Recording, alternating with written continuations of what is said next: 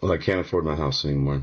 My mortgage And is... look, I'm not even like married to this idea that buying a house needs to be a milestone that everyone achieves. That's just like...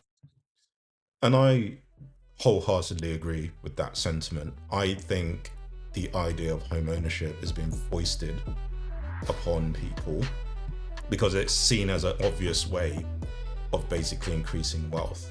And it is a valid way of doing so.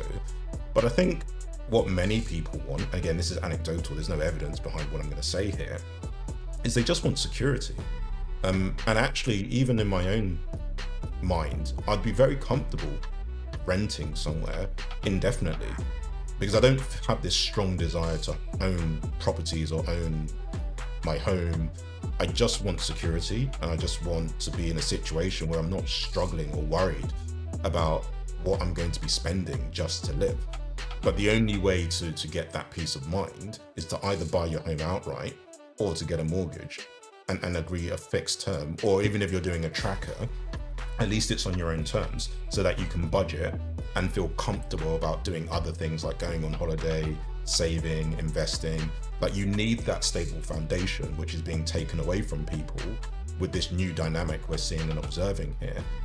So for me, it just feels like something that it's a massive burden.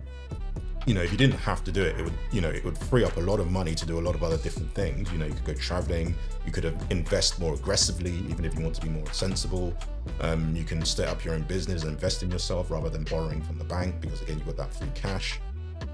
There's a lot you can do, and you can move easily, right? So if you're not happy with the property that you're in, and again, if we're in a healthy market for rental properties where there's lots of options, this is kind of where you want to get to, and it's cheaper than owning, then that will naturally bring the house prices down, because again, there's not this sort of desperation to own a house just to, you know, fix your outgoings.